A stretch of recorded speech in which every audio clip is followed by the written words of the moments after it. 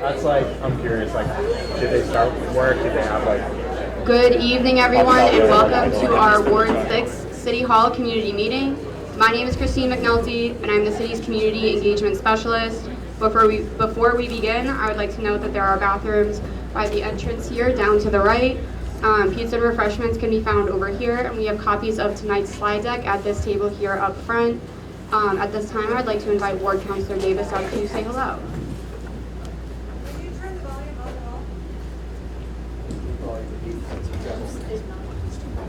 If I speak louder, does this sound better to you guys? Better. Okay, all right. I don't think he heard. Councilor Davis. Davis. You're up. Oh, I can get involved. You're involved then. That's why I wasn't out there. Hi everyone, I'm Lance Davis, Ward 6 Councilor. I know most of you, a few new faces, so good to see you. I'm going to keep it real brief because you're not here to hear from me, here to hear from the administration, but I'll jump in if there's any questions that I can answer or folks need some help on, and I'll be hanging on afterwards. So thanks for coming and enjoy the show. Everybody needs to keep that mic. I will do my best to project tonight, and I will ask and do my best to remind all of the city staff speaking to do so as well. Please let us know if the volume is not acceptable. So in terms of the meeting format, tonight after each presentation, we'll take 2 initial questions. We will have a microphone available for audience questions. Please raise your hand and wait for the microphone before asking your question. If we do not get to your question initially, please hold on to it because at the end of all presentations, we will open up into a general Q&A format. If we don't get to your question tonight at all, you can send an email to cm@somervillema.gov with your comment, and we can forward that over to the appropriate department. Tonight's meeting is being recorded. Meeting recordings will be available online at the conclusion of our meeting series and will be posted on the City TV Government YouTube channel. So tonight we shared this information at our meeting last week, just some community agreements that we would like to have everybody be on the same page for this meeting. We ask that everybody both speaks and listens with empathy. Please raise your hand for the microphone. Please wait for the microphone. We have the air conditioner on, which is creating a level of noise, and we need the microphone for the meeting recording as well. So please raise your hand and wait for that. And please just be kind to one another tonight. With that being said, I would like to welcome up our first presentation from Mayor Valentine, Director of Health and Human Services, Karen Carroll, and Deputy Chief James Donovan from the Somerville Police Department.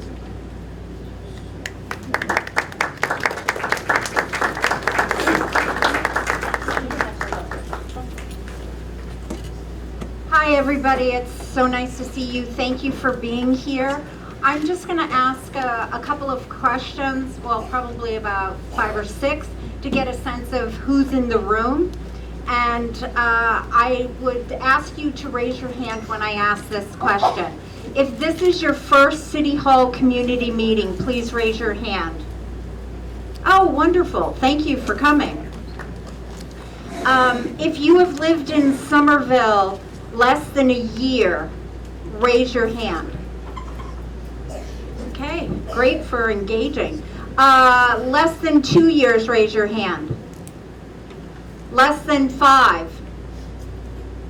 Between 5 and 10, please. Between 10 and 20, please. Between 20 and 30. Over 30. If you've lived here your entire life, please raise your hand. Awesome, welcome. If you use primarily public transit to move around and get to work, would you raise your hand? Okay, wow. And bikes or walking? Okay, and anybody that uses a car? Wonderful, thank you. If you are a parent of a child in the Somerville Public Schools, please raise your hand. Okay. If your children have graduated Somerville Public School, raise your hand. If you're a grandparent with children in the public schools, please raise your hand. Okay. If you use the community path past Lowell Street, so, going into Cambridge. Okay. If you use the Green Line, raise your hand. Wow. Okay. All right. If you attended the Public Safety and Homelessness Community Meeting on October 9th, please raise your hand. Okay. If you tried to come in the room and couldn't make it in, would you please raise your hand? Okay, all right. So thank you for that.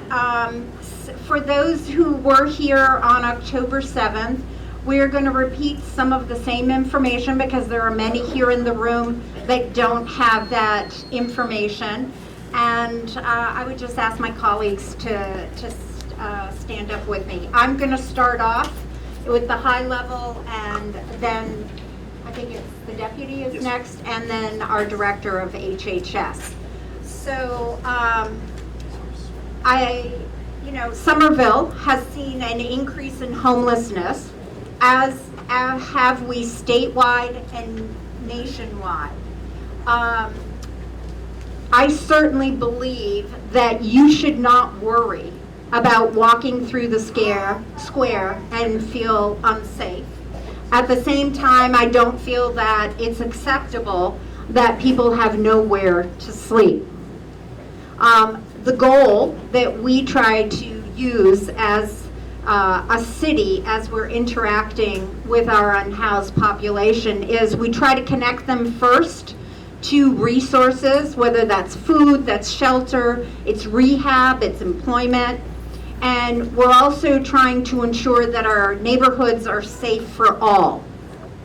We're trying to have a balanced approach by focusing on patrolling our parks to address, the concerning activity, as much as conducting outreach to our unhoused residents.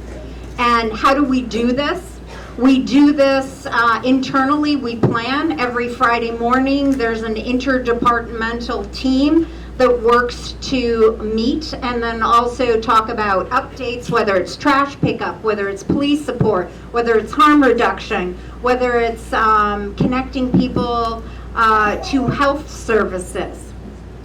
And since probably, in the last couple of years, what have we done to try to address our unhoused and situation? And I think the key missing or issue here is people need to have some place to go.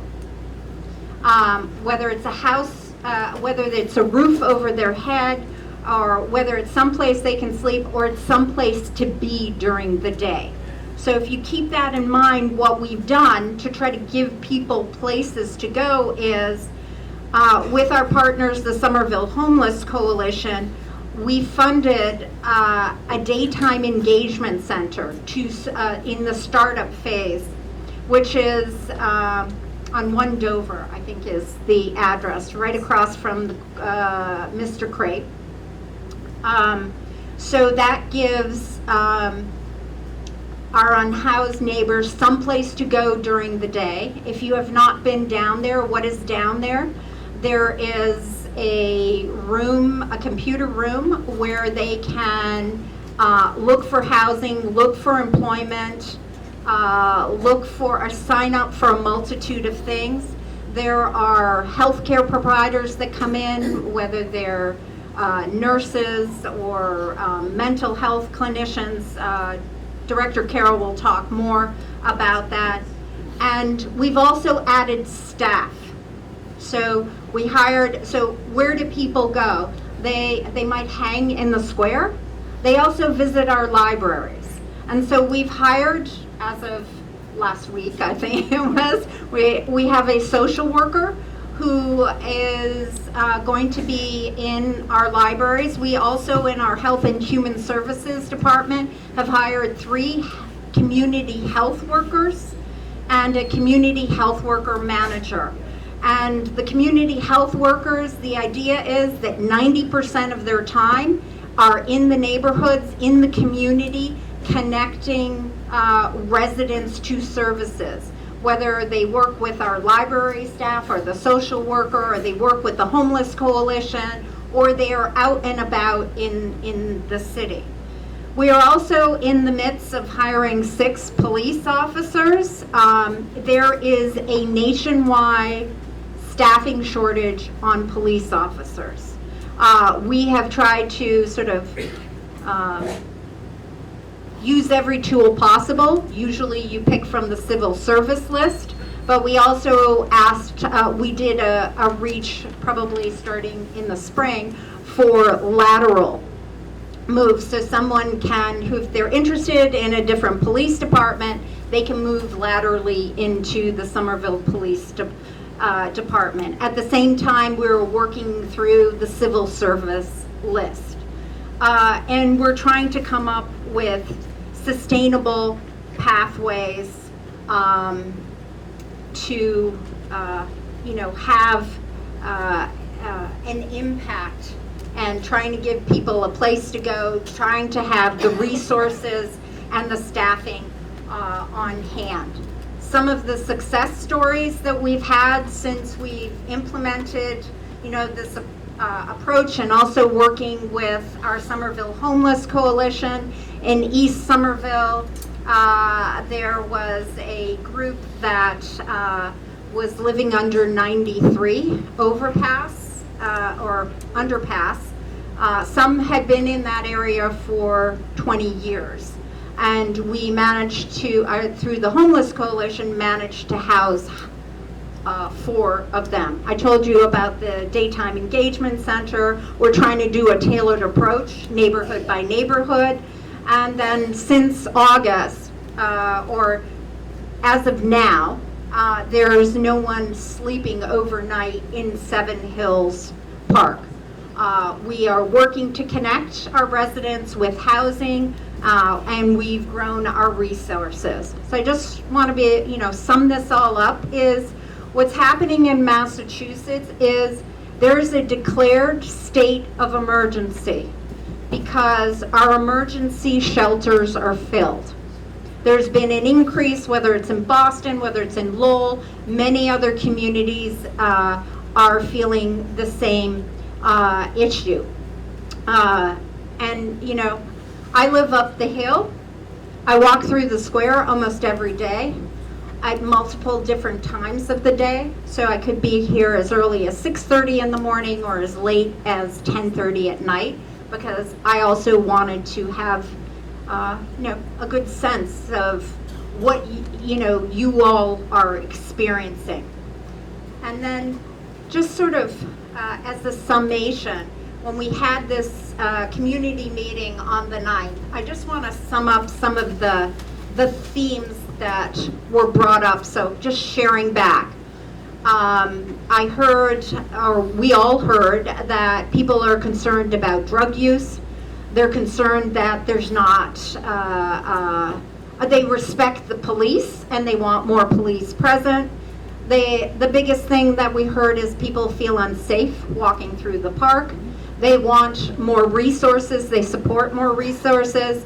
There was a question about where's the MBTA on all of this, because some of the land is owned by the MBTA.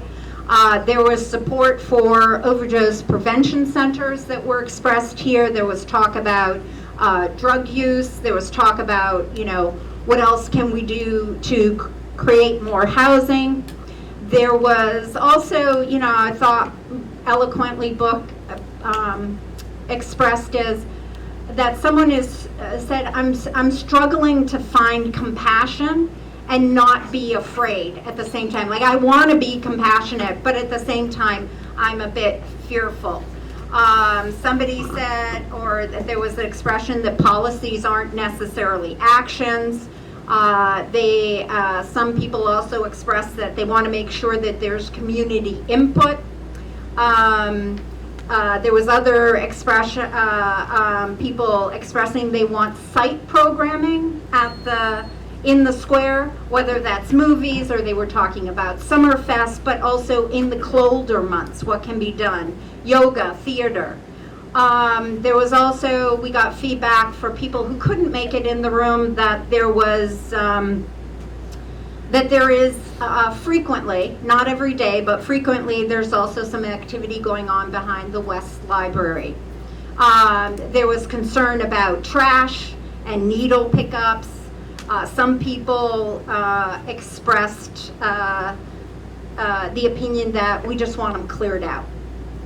So I just wanted to share back what we heard, whether it was in this room or also some of my staff were taking notes outside. And I look forward to hearing more this evening.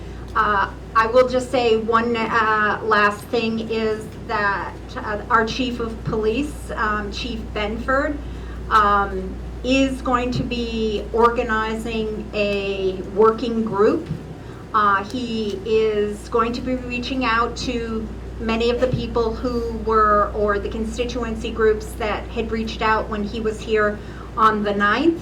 And we think that we're looking at November 12th and 13th potentially for that meeting. If you have interest in that, I would just say see our staff here to get your name and contact information. But that's my report out, and now I'm going to pass it on to the Deputy Chief. Thank you.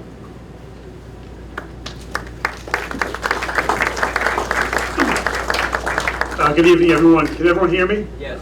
Excellent. As the mayor said, I'm Deputy Chief Donovan. I know many people in the room. I've been doing these meetings for a few years now. You see a lot of familiar faces. Many of you were here for the last meeting. This is going to be a repeat of some of the data and information we brought you. We did update our numbers, so I'll try to go through it, but not belabor it. You have the slide before you of recent incidents we had in Davis Square. 9/26, we had an assault and battery. That took place in Seven Hills Park on the overnight. 2 arrests were made in that incident. We were provided video from the neighbors on their Ring cameras that helped us identify the people involved and make those arrests.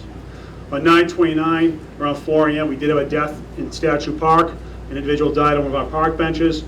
We are very confident it was not suspicious, although we can't declare it not suspicious yet without toxicology coming back from the ME's office. On 9/30, at 51 Davis Square, we had another assault and battery with a dangerous weapon over by Mr. Crate.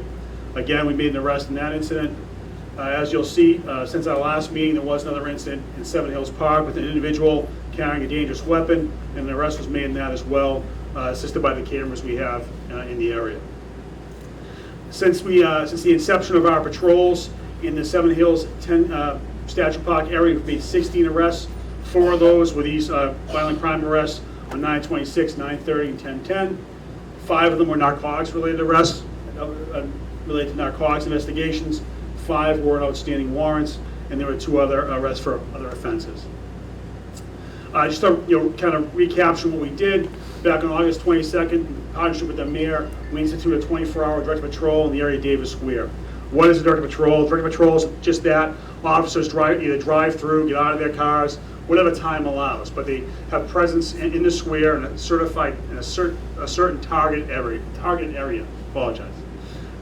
We did 820 directed patrols in that 2-month period since August 22nd. You see the number down here, park, walk, and talks. It was 202 park, walk, and talks. That is just an enhanced directed patrol. The officers get out of their vehicle, walk around the neighborhood, talk to the neighbors, talk to the businesses, interact with our unhoused population, see if they need services, see if they're okay. Between the 820 directed patrols and the 202 park, walk, and talks, there was an increase of 292% proactive policing in the area of Davis Square and Seven Hills Park compared to the same time frame as last year. As far as arrests, there was a 300% increase in arrests as compared to the 8-week time frame in 2023. What are our next steps? We're going to continue our presence in Davis Square. I think we'll all agree, or at least I've seen some positive changes in Davis Square in the Statue Park, Seven Hills area. We're going to continue our presence in Davis Square for the time being. We're going to continue with our narcotics investigations. And we're also working with community partners on alternative methods to address safety concerns, which is what the mayor spoke about, which is a working group that the chief is going to facilitate. Karen Carroll.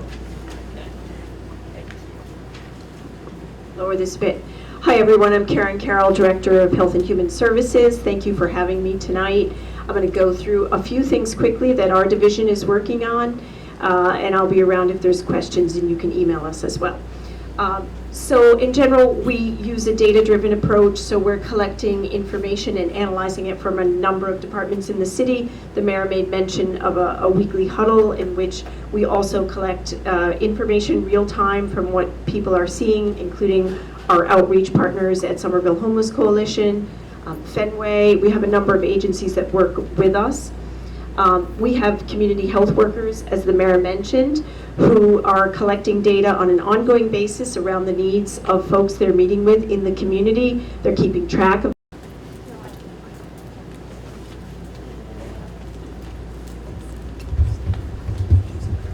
So just a reminder, is this an okay volume? Yes. Just a reminder, there will be time for more questions and answers at the end of all presentations. Before we get into the rest of the presentations, I have a few quick city updates. As you can see here, a reminder that the presidential election is on Tuesday, November 5th. On this slide, you'll see key dates like the voter registration deadline and early voting dates. All election information can be found at somervillema.gov/elections. There is a Dropbox over near the VFW that's not listed there. I think this was just some of them. I don't know if that's all of them. Okay. Cycle 2 of participatory budgeting is underway through November 20th. Through November 20th, you can submit ideas for how the city should spend $1 million. Ideas can be submitted for consideration by visiting somervillema.gov/pb. Somerville residents ages 16 and older are invited to apply for the Climate Ambassador Program. The program aims to educate residents about climate change and increase the community's capacity to engage in climate action. To learn more about the program and Somerville's climate goals, you can visit somervillema.gov/CFA. The Department of Racial and Social Justice is excited to share that the Public Safety for All Task Force, Civilian Oversight Task Force, and Anti-Violence Working Group are all finalizing their group reports and policy recommendations. RSJ anticipates sharing these findings and recommendations publicly before the end of 2024. And on this next slide, you can find ways in which you can get involved and stay in touch with the Department of Racial and Social Justice. Sorry. At home, community members can combat flooding in their neighborhood through our Adopt a Drain program. When you adopt a drain or drains, you commit to caring for a local storm drain of your choice by checking on it and performing light maintenance as needed before and after heavy rain, wind, or snow. As a bonus, you can also give it a name. So if you look at this slide, you can see a few of our favorites. You can have some fun with it. You can get creative. So we really encourage you all to do so. If you're feeling inspired, you can adopt a drain by visiting somerville.mysticdrains.org. And we do have an upcoming events in Somerville. We have Truck or Treat this Thursday, October 24th. To see more upcoming events, please visit somervillema.gov/calendar. And finally, you can stay up to date with all things City of Somerville by subscribing to our weekly newsletter. You can do this by scanning the QR code here at on the top of the slide, or by visiting somervillema.gov/subscribe. On this web page, you will find a list of other departments that all have their own newsletters. We welcome and encourage you to subscribe to any and all that may interest you. And that concludes our quick updates portion, and I would like to welcome Mayor Valentine to the podium.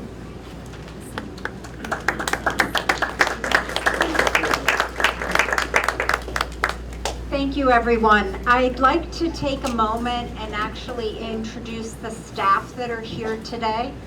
I'm going to ask them to stand and introduce themselves and the department they're from. So in case anybody has to leave early or they have a specific question to a specific department, that they know who that person is. So I'm going to ask all city staff, and if you're shyly out there, please come in, to stand up And we'll start from the left here and work around the room.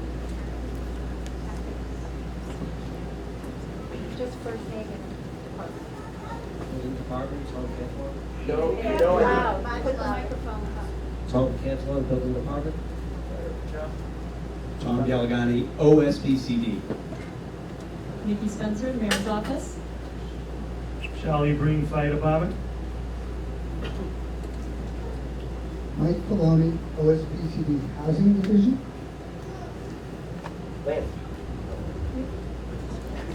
Hi, good evening. Nick Salerno, Elections Office.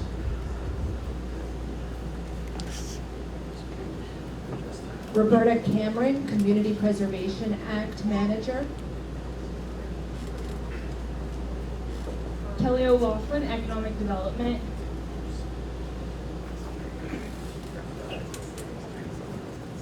Amanda Madgen Williams, Racial and Social Justice. Patrick Canty, Somerville Police Department, Community Affairs. Edna DaCosta, Cambridge Police. Somerville Police. I grew up in Cambridge. 19 years, so I'm under the weather, I'm sorry. I made it here today. Oh, I'm sorry. Edna DaCosta, Somerville Police Department, Community Affairs Unit. John Goldfield, Somerville Police. I know, right? Everybody woke up, though. Make sure you speak into the mic. Hi, I'm Ashley Slater, from the Council on Aging. Hello, Malik Drayton, Public Space and Urban Forestry. Colin Ziegler, Inspectional Services Department.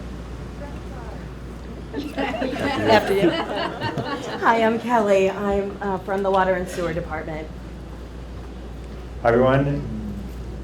Nick Alacal, Department of Communication, Public Information Officer for Construction. Hi everyone, Rebecca Wright, Engineering.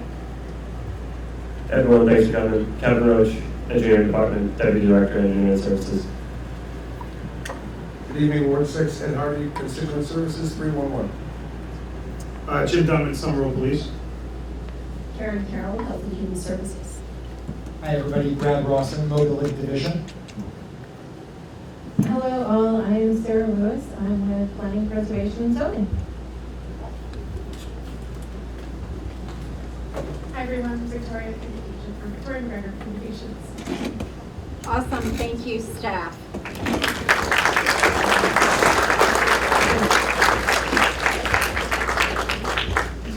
So this evening, I'm going to focus on some of the most fundamentally important work that the city does for the community. Not just to meet our basic needs or critical needs, but to achieve some of our most aspirational goals.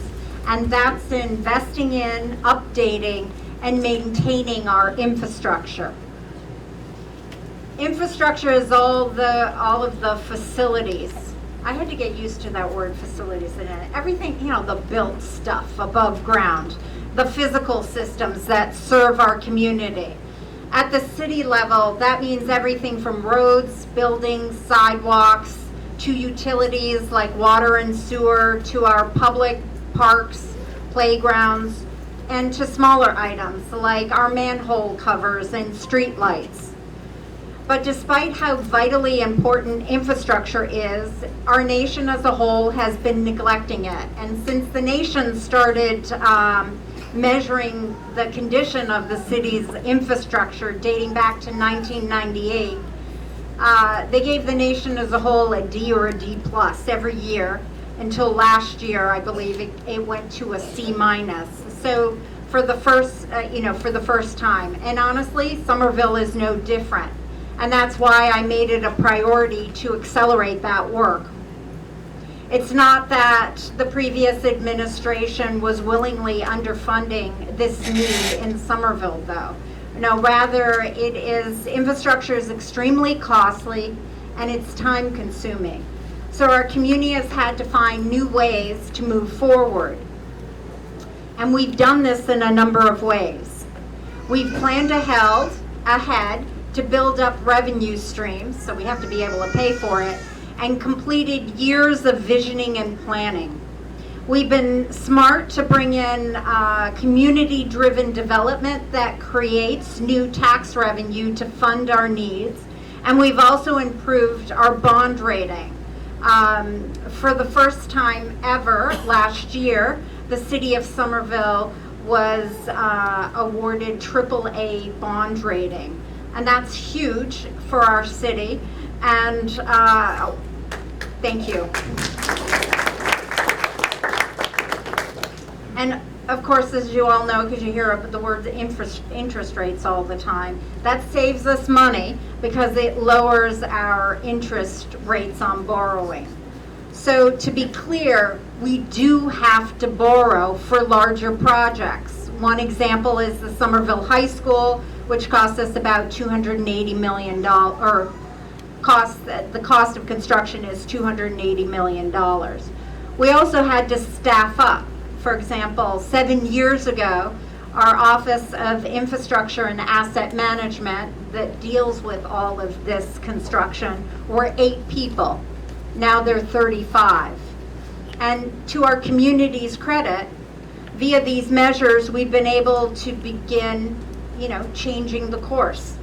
But it's still going to take time and determination, and believe it or not, more of those traffic detours I know you all love, to be able to fix our infrastructure. And when I say we focused on our infrastructure, this is what it is, it's sort of a baseline. We have 109 miles of municipal roadways. We have 167 miles of sidewalks, 181 miles of sewer and stormwater pipes, 125 miles of water mains, 4,802 manhole covers, 1.6 million square feet of buildings, 15,600 water service connections to the buildings that's around the city. I won't read the rest of the slide, but this gives you the picture. And then, of course, the key thing to know about this infrastructure is most of it was built in the 1800s and the early 1900s. That includes our roadways and many of our buildings, especially our old sewers, many of which are more than 100 years old. Even our so-called newer buildings, like DPW or traffic and parking, were built in the 1950s. That's nearly 3/4 of a century ago. The one main exception has been our school buildings that have seen steady and more recent investments. And all but 2 of our schools were built or replaced in the mid-1990s or later. The 2 exceptions are the 2 schools that we are focusing major planning on right now. That's the Winter Hill Community School. That was built in 1974 using what is now termed disapproved, or known as disapproved construction methods that are failing in similar buildings around the world. And the Brown School, our oldest school, was built in 1900. And just to remember, even our newer schools that have been built need to be modernized, they need to be maintained, and they certainly need upgrades. And for this reason, I had ordered a full evaluation of all schools when I first took office, and that has become known as our K-8 master plan, so kindergarten through 8th grade master plan. And this is guiding our work to address the Winter Hill, the Brown, and system-wide school building needs. The key thing to know about older infrastructure, and certainly about us as a community, is that we are focused on more than just fixing the things that were neglected for many years. Rather, here in Somerville, our needs, demands, and goals have fundamentally shifted. Has shifted in recent years and decades, and our aspirations have grown. Striving to do more on every project has become more complex and takes more time. We transform roads from being just for cars to being safe and easy for vehicles, for buses, for bikes, for car share, and walkers and rollers of all ages. We rebuild streetscapes and buildings to expand green and open space.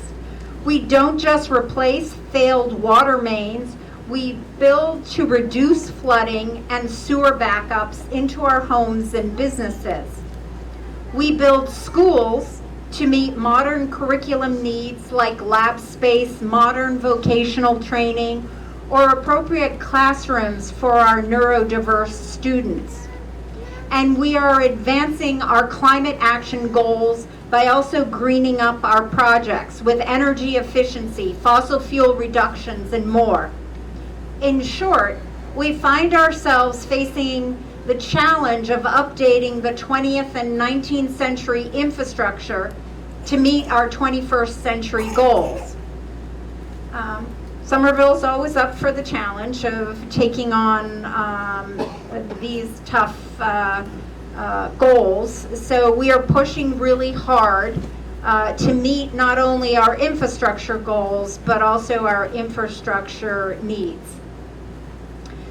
So just to take a look at some of the work that's underway now and recently completed, we have a series of slides you can review in more detail later in your handout, or certainly they are online. So I won't read off every project, and these are just a sample. These lists are not complete, and I'll start with our schools because of the central importance. It is our responsibility to ensure that our students have schools and resources they need to learn and thrive. Again, our most significant school project right now is the Winter Hill School, and we've been accepted into the Massachusetts School Building Association state funding program for Winter Hill and possibly Brown needs as well, if the community supports including the Brown.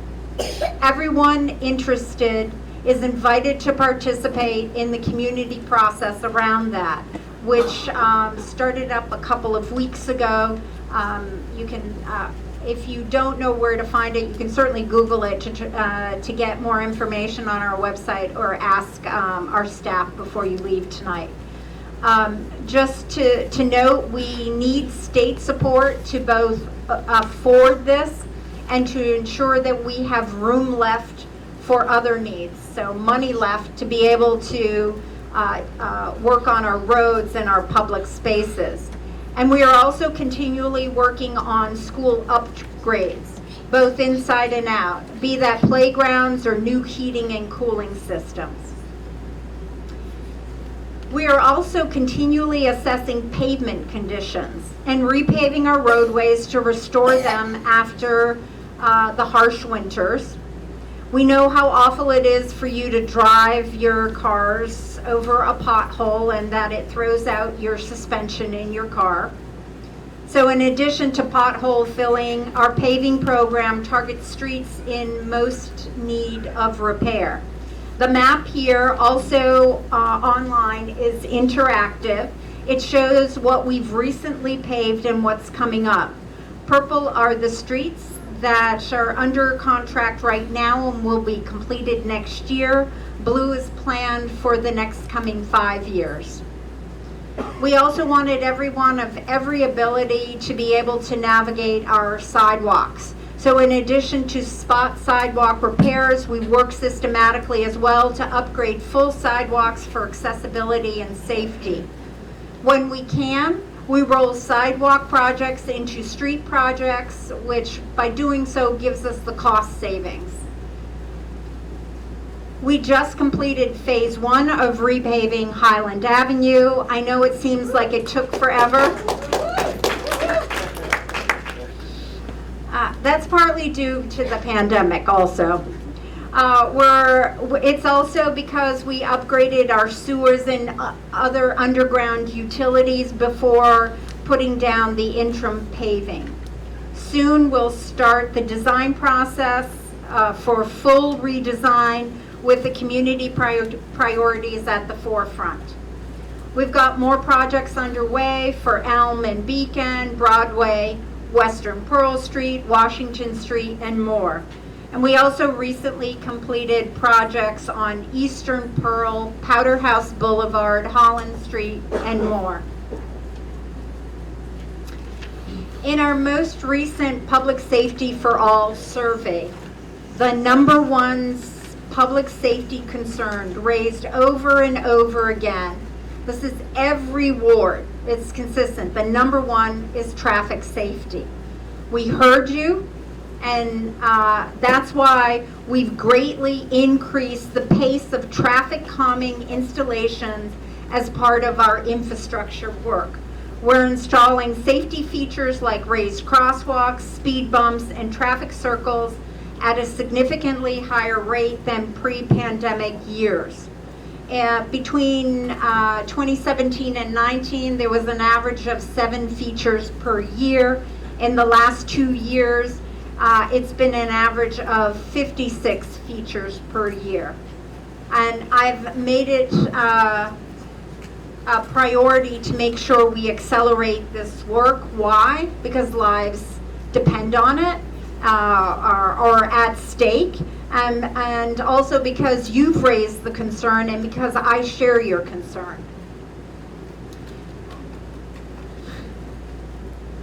We are also continually working to upgrade more than 80 parks, playgrounds, and fields.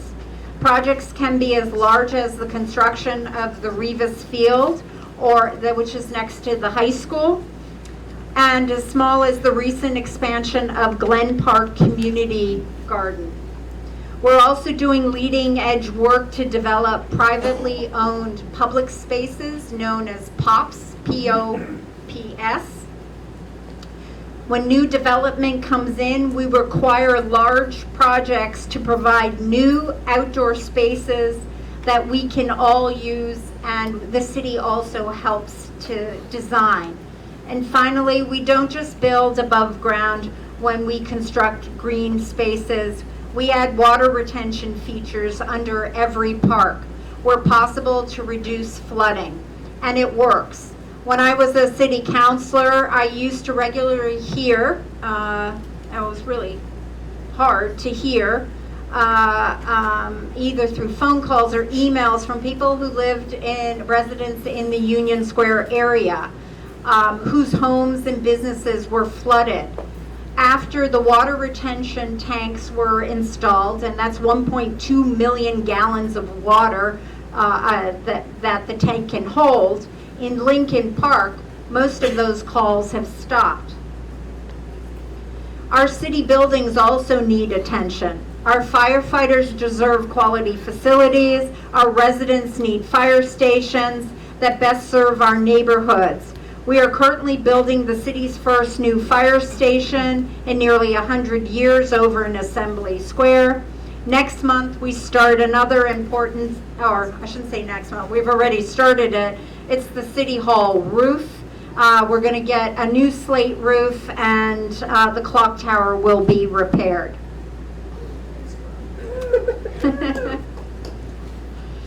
And then our water and sewer systems may be mostly underground and out of sight, but it's easily the most critical infrastructure. We cannot function without clean water and proper wastewater systems. And with increasing extreme weather, we must reduce flood risk. We also have federal administrative order for stormwater and a federal sewer consent decree that requires upgrades to our combined sewer system. So basically, it's the Fed said, municipalities around the country, also Somerville being it, you have to upgrade your water and sewer. You know, I just want to pause for a moment because there was an injury back around the 14th of October, and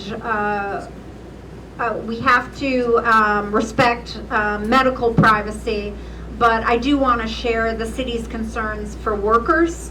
OSHA and ISD are inspecting a work injury that occurred on the Poplar Pump work site. OSHA and ISD are looking at the regulations and procedures. And certainly, we feel that any worker subjected to workforce injury is just too much. And so we remain committed to ensuring that the best safety procedures on all our for all our contracted jobs. Projects underway in our water and sewer infrastructure include monumental efforts like the Poplar Street Pump Station, which will add sewer capacity to roughly 2/3 of the city. The Mystic River Outfall and Sewer Separation Project will add another capacity, similar capacity for the remaining western end of the city. Other more targeted projects like Morrison Ave flood mitigation or Central Broadway water main upgrades are also underway. And you know, if you take a look at this picture, when you reduce projects to just a few rows of text, sometimes it's easy to miss how enormous these projects are in scale, physically how big they are. So I just wanted to take a moment to gaze at this photograph. And this is the Poplar Street Pump Station. It's across from Target in the Brick Bottom neighborhood. And those little yellow figures there are the workers on the project. And then, you know, a big shout out to our staff. It's last on the list, but it goes because, you know, this has been possible because our teams who have been working to replace all the lead water service lines to keep poison out of our drinking water are the national leaders. They are sought out to give consulting work to how did you do it in the city of Somerville? How did you get, you know, the constituents and your legislative body to you know, buy into this, you know, and it takes all of us because you all wanted that too. So, but the shout out, you know, to our team, thank you for that, because by next year, 2025, Somerville will have eliminated all known lead service connections in the city.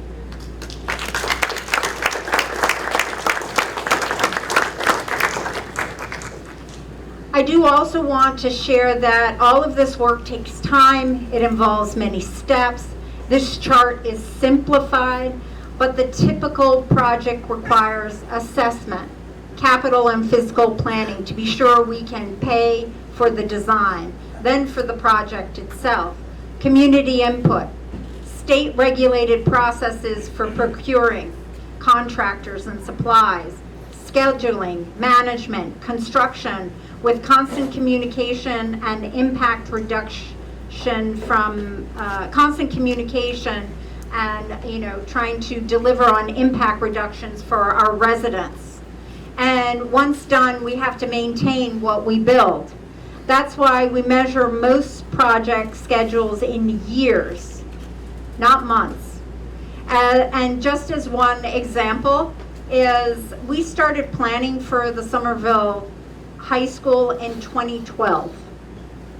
12 years later, we are still working to complete the multi-year punch list to close out the remaining work. Managing costs is also at the root of why infrastructure is neglected nationally. I'm not willing to kick the can down the road on these critical infrastructure needs, however. So we are working to plan carefully for bonding, borrowing, seeking alternative revenue such as federal and state funding and new tax revenue growth. To give you a sense of the numbers, Somerville Avenue Utility and Streetscape Project was $72 million. The cost was $72 million. The Spring Hill Sewer Separation is $38 million. As I noted earlier, Somerville High School was $280 million, and the Poplar Street Pump Station we looked at a moment ago is about 130 million. Sidewalks, does anybody want to guess what a mile of sidewalks cost? 1.5 million for one side, a mile of sidewalks. Paving a road is another 1.5 million for 1 mile. And then accordingly, if you do full construction, 1 mile of road and both sidewalks, that's about $4.5 million. It just gives you a sense of the costs. So with all that work we have to do across the city, we want to be assured that we're working as efficiently as possible, both in terms of time and money. And one way to do this is by only digging once. That means we coordinate with all city teams. That means all departments and external partners like Eversource Gas to be sure ensure that underground work is completed first, and then we pave the road or build the new streetscape. This means the community can enjoy safer, newly paved roads without having to worry whether the road will be dug up again for major utility work. It also makes sense, you can imagine, to lower the costs too. If you only have to dig once, you don't then have to go in again and then repair the roads. Another way we work efficiently is by pursuing multiple goals within a single project. And we'll bring the Spring Hill sewer separation project as an example. So primarily it is a stormwater management project. Its main goal is to reduce flooding in the city, reduce water pollution, and modernize our underground infrastructure. But a project of this scale can give us an opportunity to reimagine the streetscape above ground, according to our goals and our aspirations. So we plan to build in additional features for safety, mobility, accessibility, and sustainability while bringing more greenery to the neighborhood. So to sum it up, it's good to step back and reflect one more time. Why are we doing this work? Why are we investing our dollars in infrastructure? Why are we causing traffic delays or to update our sewers? It's simple. We're creating a better quality of life. We're building not only to meet the practical needs like clean drinking water and safe streets, we are building for right now and for future generations so people can thrive here in Somerville today and tomorrow. So that's it. Thank you for listening. I'm happy to take 2 questions now. I'm going to be here all evening, or I can take the questions at the end.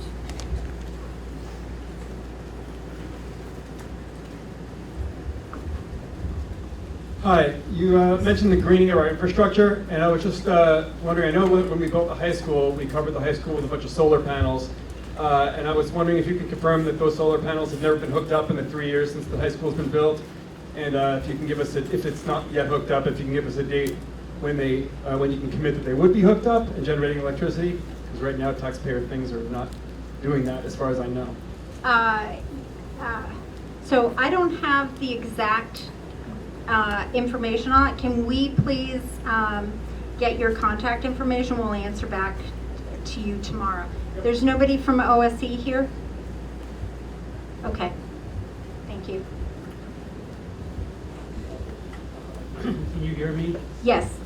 Could you localize the sewage problem to Davis Square specifically?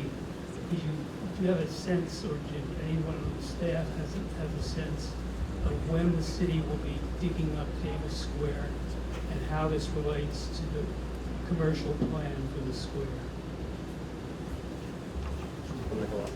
Yes, please.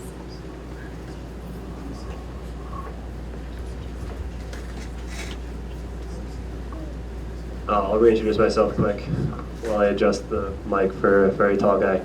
Kevin Roach, Engineering Services. So the Morrison project is in design right now. That's if you consider that Davis Square. The primary goal there is to just lower the hydraulic grade for, we're downhill of almost everybody. So we're adding a ton of capacity. I can get more detailed numbers from the project manager if you wanted to share contact info with me after this. But it's currently in design. Construction would probably be beginning in 2025. If you've seen any geotechnical borings or any people with vests walking Morrison in the last couple of months, that's what we're doing. Kevin, can I follow up on that? Correct me if I'm wrong here, but let me try and ask your question in a different way. Other than the Morrison project, which I'm thrilled that we're finally doing, now that we have the hydraulic model, do we know whether we need to dig up any more of the area, in particular Davis Square proper, to replace pipes and whatnot? Councilor Davis, thank you. So the Morrison project was one of the many in the drainage master plan that I think our stormwater person, Aluchika Hiller, presented publicly maybe last year. The Morrison project was one that was selected out of a bevy, I think maybe 20 plus projects. Right now, Morrison is the only one that is in design and funded. I can't speak for her on if that's going to be the only thing that needs to be done in Davis proper, but right now it's design Morrison, understand everything that we're going to be able to get out of that project and move forward from there. I think the greatest immediate needs on a drainage scale for the area should be primarily addressed by the Morrison project, but as Madam Mayor spoke about earlier, we're catching up on hundreds of years of deferred maintenance and trying to modernize everything in the city from a sewer, stormwater capacity management. So I'd be happy to get more information from Luchika, from Director Postlewaite, and share that later to anyone who wants to speak to me after this.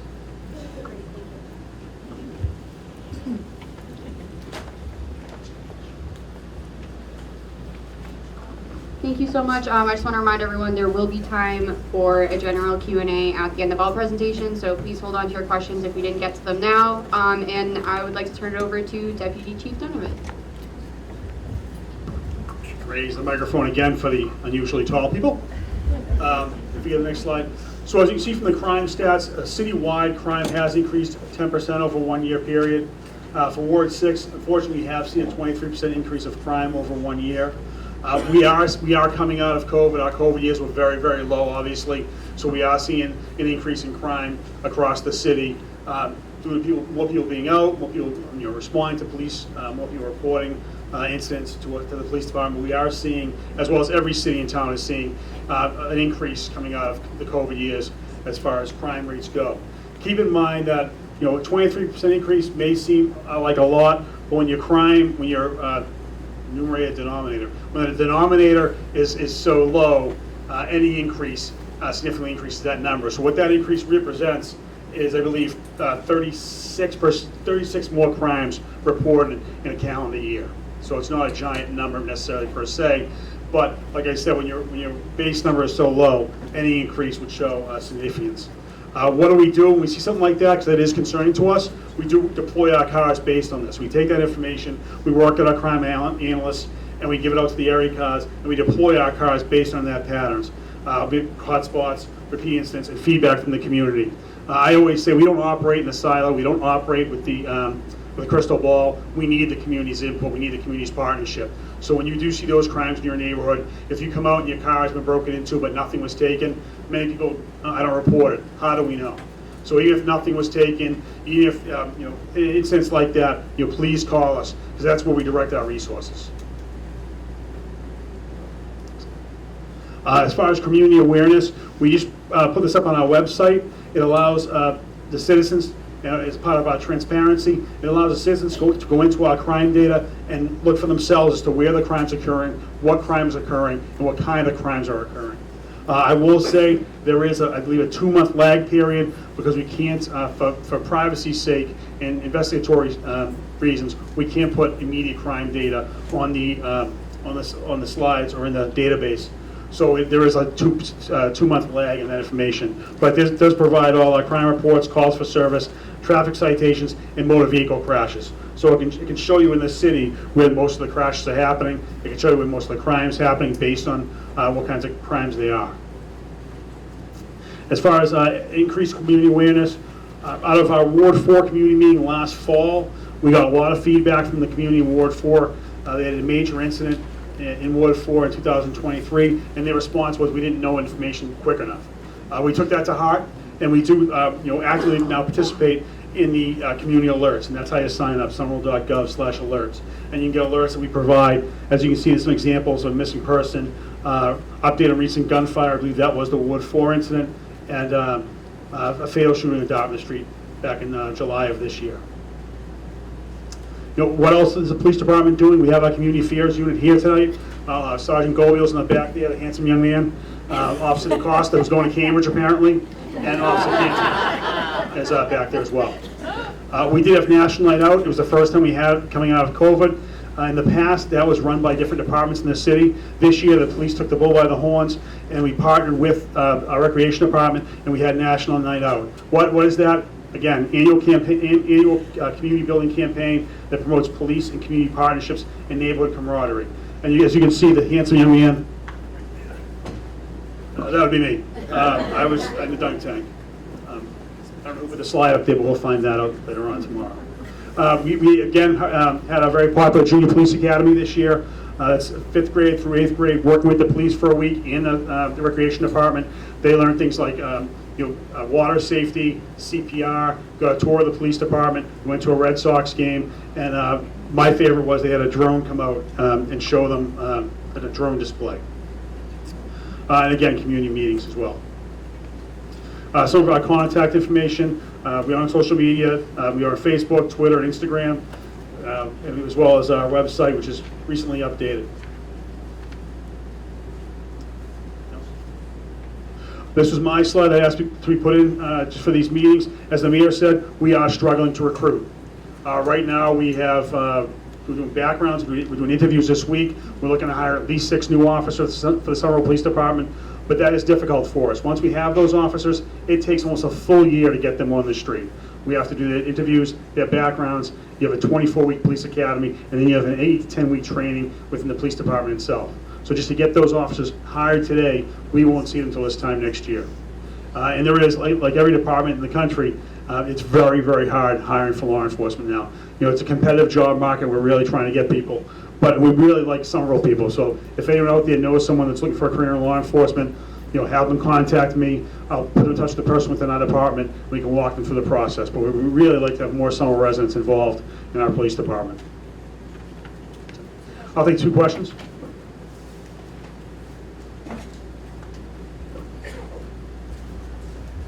And I'll be here all night. I won't leave until everyone's questions are answered. Can you hear me? I can. And the first slide, you showed the Davis Square serious, assault. Yeah, aggravated assault. What percentage do you know of these crimes where the perpetrator and the victim don't know each other? In those instances? Yeah. They all knew each other. They were all known to each other. Yes, sir. Okay, that's. Okay, I'm going to step down before anyone has another question. Oh. When the permits, besides police department, we use cruiser. Do we still have police on bike? We do have a community engagement unit. Those officers are on mountain bikes once in a while on the community path, but we are short-staffed right now. We don't have as much police presence on the community path as we had in the past. But we're looking to hire, we're looking to build out the community engagement unit, which would include officers on bicycles. I highly recommend, once you have police on bike, ask them to travel on rail to trail, because nowadays the bikers are really, really fast. And I hate to say, if exceed to certain, limits, we have to have a speed bump on there. You're not alone. Brad's shaking his head right now. Most of these community meetings, we've gotten feedback from pedestrians using the path about the path being crowded, cyclists as well as e-bikes, people with their children. So it is something we are looking at. I think we're actively working on that, but it is a concern. But it's great that people are using the path.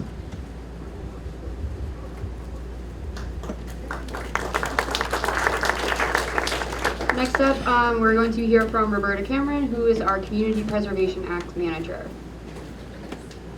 Hello, thank you everyone for coming out this evening and for giving me the chance to introduce myself and the Community Preservation Act program to you. Before I get started, I just wanted to take a quick temperature in the room. How many people here, and I don't worry about offending me because it's really obscure, how many people here have never heard of the Community Preservation Act meeting before? All right, so I'm going to start at the beginning, so I won't leave you behind. Community Preservation Act is a program that was created by the state legislature back in 2000 that gives cities and towns the opportunity to raise some revenue locally that is matched with state funds that goes into an account that can be used just for open space, outdoor recreation, historic preservation, and affordable housing in the community. And Somerville voters, to adopt the Community Preservation Act has to be enacted by a vote in the general election. And Somerville voters voted back in 2012 to adopt the Community Preservation Act with a 1.5% surcharge on local property taxes. That's the way that the program is set up by the state government, is the surcharge on local property taxes. And communities can opt to put a surcharge of up to 3% on local property taxes. Somerville at that time in 2012 opted to go halfway with a 1.5% surcharge. So after creating this fund, the city drafted an ordinance and appointed a committee that has the responsibility to decide how to use this money. So the committee oversees a grant program. The city departments or nonprofit or partners in the community apply for funds, and these funds are used to make capital improvements to assets all around the city. And in the last, the committee got up and running back in about 2014. So this year marks the 10th anniversary of the Community Preservation Act program being fully up and running. So what has the city accomplished in the last 10 years? A lot to be proud of. The Community Preservation Act program has contributed to the creation of over 80 affordable housing units so far, and over 150 more are in the pipeline right now. Obviously, affordable housing is really complicated and it takes a long time to get a project from conception into actually being able to live in those units. And so the progress is accelerating as we go. We've supported housing assistance programs administered by the Somerville Homeless Coalition, Somerville Community Corporation, CAS, and other partner organizations. The CPA has expanded and improved open space, parks, and schoolyards, and it has been used to implement open space plans and to create healthy, resilient outdoor spaces. Somerville, the Community Preservation Act has not only preserved iconic Somerville landmarks such as the Prospect Hill Monument that you see in the picture, but it has also been used to upgrade historic buildings, making them safe and accessible for community uses. Some of the work that I am most proud of with the Community Preservation Act program is that we have spent out of, I think, $9 million that have gone into historic preservation so far. 2/3 of that has gone to creating elevators, putting elevators into buildings that didn't previously have them, such as the West Branch Library across the street was one of our first elevator projects. We Yes, thank you. And so finally, the last point that I want to make about what we've accomplished in the last 10 years is that, as the mayor pointed out, you can imagine the needs are large. We have a lot of really old buildings. We have not very much open space, and what we have is very heavily used.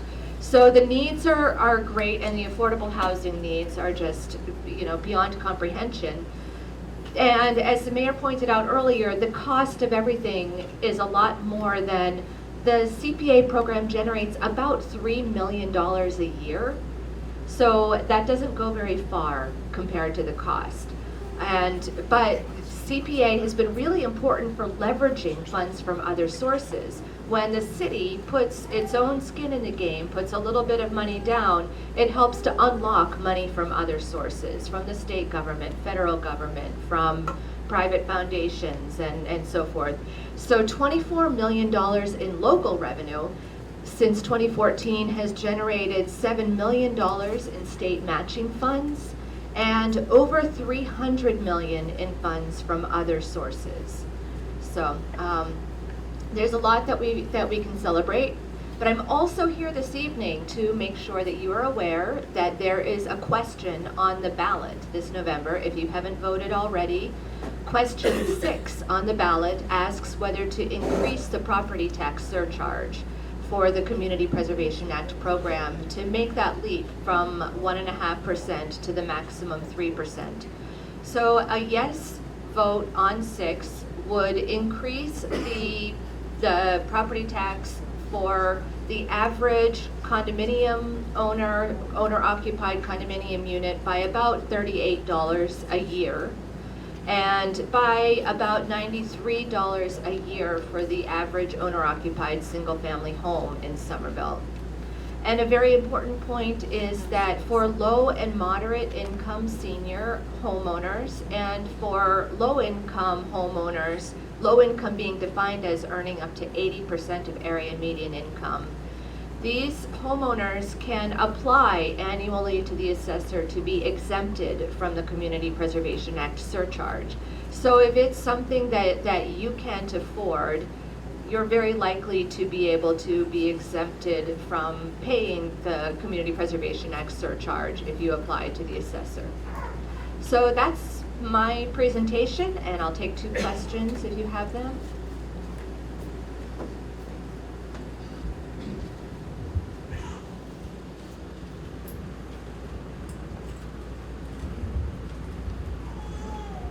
Hi, Roberta. I was wondering, I'm super excited about the CPA ballot question 6.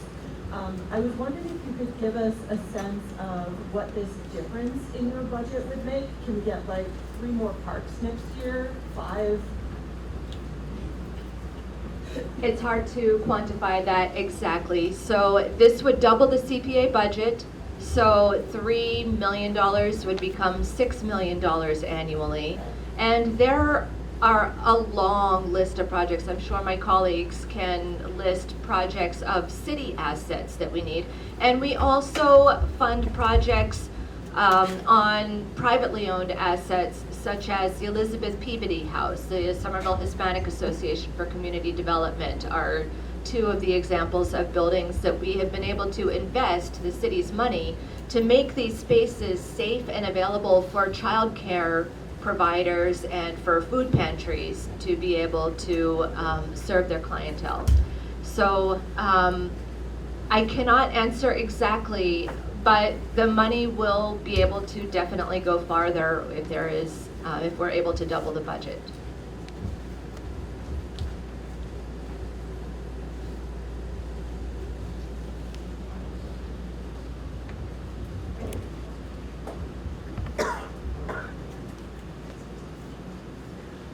Is Somerville Junction Park part of your budget, and when is that expected to be completed? Yes, Somerville Junction Park is a project that was funded with the CPA funds. And is there someone here from, Malik, do you know when is Junction Park scheduled to be completed? 2025. Spring 25. 2025. Spring 2025. Thank you. Yeah, that's Thank you so much, Roberta. Next up, I would like to welcome Brad Rawson, our Director of the Mobility Division. Thanks, Christine. Thanks, everybody. Appreciate you coming out tonight, taking time away from personal schedules to be part of our civic experiment in this great city. My name is Brad Rawson. Like you, I'm a Somerville resident. Like many of you, I'm a proud parent in the excellent Somerville Public Schools. I'm a veteran of the organization. I've been here serving for 17 years. So for those of you who I know well, thanks for continuing to come out and be involved. And please forgive that you sometimes hear the same talking points or style. So my role in City Hall is I lead our mobility division. That is a small but mighty team of 8 professionals who deal with everything from community engagement, design and engineering, financing and planning, on a whole variety of transportation-related initiatives, safety, sustainability, mass transit, getting people where they need to go, no matter what their age, their abilities. But that work is guided by official city policy. We have an official city policy in Somerville that says nobody should lose their lives on our streets, that we can take ownership of these outcomes and save people from bodily harm, from life-altering injury, and certainly from fatal crashes. We simply have to have the political will to do things like we've been doing that the mayor showcased, build raised crosswalks everywhere, build speed humps to slow down traffic speeds. Motor vehicles are getting larger and more dangerous. Cut-through traffic is becoming more and more egregious in all parts of America. 43,000 Americans lost their lives on our roadway system nationally just last year. And in Somerville, many of you have heard me say over the years that I am ashamed and embarrassed that 7 of our residents have lost their lives on our streets. Does anybody remember Leah Zalman? Rest in peace. Respect to Leah's family. She should still be with us today. Does anybody remember Steve Connolly? Rest in peace. Respect to his survivors. Their deaths were preventable. Crosswalk enhancements, protected bike facilities would have allowed them to be here at a meeting like this tonight. So our work is really urgent, but it is simultaneously about playing the long game. Our community has said we have a climate action plan. We are committed to doing our part as a city in decarbonizing our transportation system, reducing the footprint that we generate. And so that means partnering with the MBTA to get the Red Line running reliably. And I want folks to know that our mayor, our city council like Lance, Jake, and many others, our state delegation like Senator Jalen, Representative Barber, Representative Eiderhoven are constantly working with us to get the MBTA the resources they need to do their work, modernize the Red Line, fix the central subway of the Green Line, which is part of the reason that the Green Line extension hasn't been quite as reliable as we all hoped it would be, because trains are hung up at Science Park, trains are hung up at Park Street and Government Center. Again, playing the long game here. So a couple of recent examples of work that we are doing in and around the Ward 6 neighborhood. Anybody here in the room live on Liberty or Mallet? Hey, all right. Thank you for your patience during construction. I want to shout out my colleague Becca Wright, who's a professional engineer and manages the city's annual sidewalk rehabilitation and street paving program. So my little team of 8 interfaces with people like Becca and Kevin over in the engineering division to actually manage the construction. So we've got freshly paved street, accessible sidewalks, and now if you're trying to get to Nathan Tufts Park or the great business district in Ball Square, you're going to be able to do so even if you're pushing a stroller, even if you move with a wheelchair or a walker. So we're really proud of that work. I also want to point out the zebra striped pavement markings that you see in the foreground of this image. Those are pavement markings that we put in place to reinforce and alert motorists to existing city and state law that says it's illegal to park within 20 feet of a crosswalk across the board. Even if you don't see a sign and even if you don't see these markings, it's still illegal because it's unsafe. It's incredible how limited your peripheral vision and your sight lines become when you actually have cars parked right up to that crosswalk, and it happens everywhere. By doing this, we actually can keep honest people honest and reduce the likelihood that folks get tickets when maybe they would say, oh my goodness, I can't believe I got a ticket. There wasn't a pavement marking. We're all in this together and we're doing our jobs to save lives. Secondly, this is Ward 6 adjacent, but quick show of hands, does anybody in their regular routine ride the Green Line at Ball Square? you probably shared some of my frustrations that despite the $2.5 billion construction contract, our friends at the MBTA were not required to build an accessible path of travel from the front door of Neighborhood Produce over to the station entrance. It's really unreal. But hey, look, we almost lost that project. You folks have heard me say this before. Governor Baker would have canceled it. Like, the project was on the line, and extreme cost-cutting measures were necessary to save the Green Line. But the really cool thing that I'm proud of, our city stepped up and we said, we will make certain investments that perhaps the T should have done, and one of them is building out this smooth, accessible path of travel that gets you from the north side of Broadway in Ball Square over to the station. As a bonus, it's a traffic calming measure. That's, kind of high-speed boomerang turn from Boston Avenue to westbound Broadway was a ticking time bomb from a safety standpoint, and I'm glad we were able to defuse that bomb. Next slide, please. So we're getting results, folks, and we try to be very honest in these community meetings that it can be a little slower and less convenient to drive around than it used to be. It can be a little more onerous to find parking than it used to be. We do not hide from these trade-offs. I think we can all be adults about this, but here's the evidence that our toolkit is working. Over the course of the last decade, we have reduced both the number of overall crashes and the ones that we're really worried about, the crashes involving people walking, wheeling, and biking. And so you see these positive trend lines, meaning that we are reducing the number of crashes. But every day there's risk out there.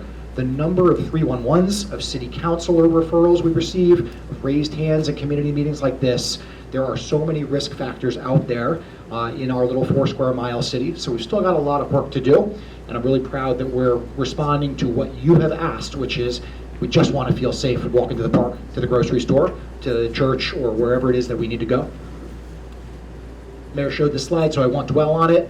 But again, we have transformed the way we produce these traffic calming treatments over the last several years.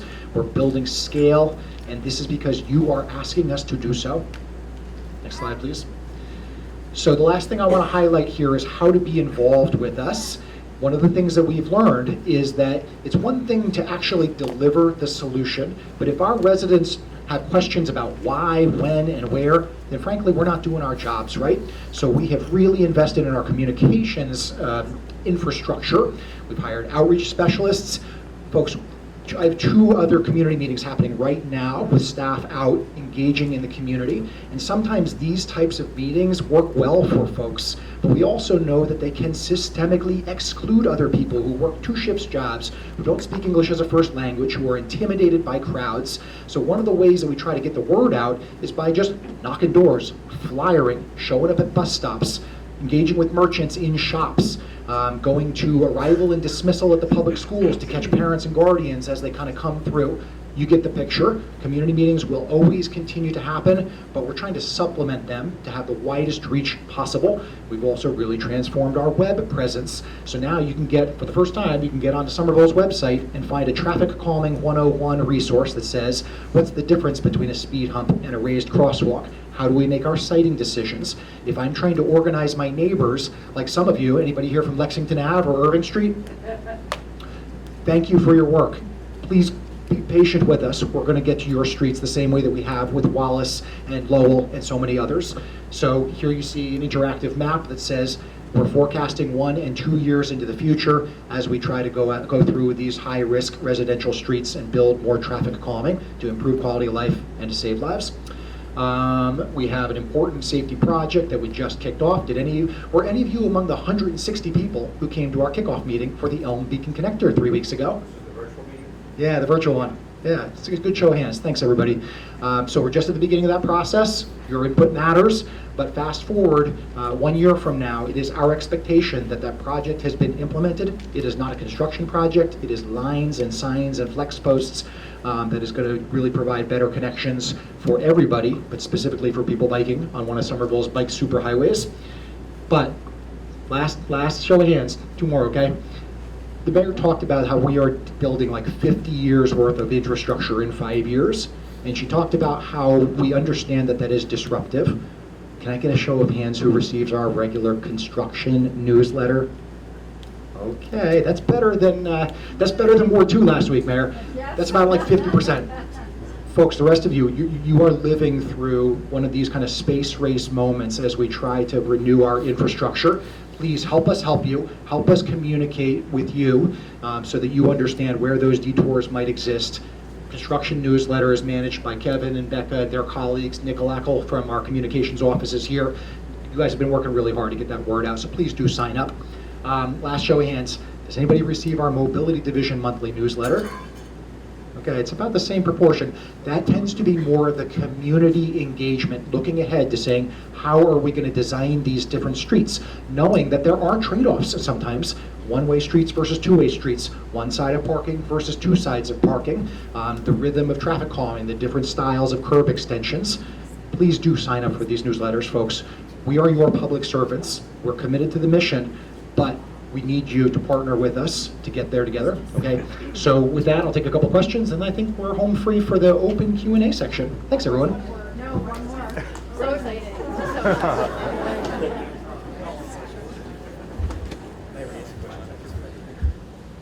I saw that you did the construction on Boston Ave. But my concern is you put a lot of new sidewalks in, and that sidewalk, there has to be something on that sidewalk. I'm a walker and a driver, and when I try to cross Broadway, nobody wants to stop unless there's a red light. And I've noticed, and I noticed myself sometimes, I do stop in the crosswalk when I'm driving. I'm trying not to do that so people can get in. But I feel like I'm just, in front of Neighborhood Market.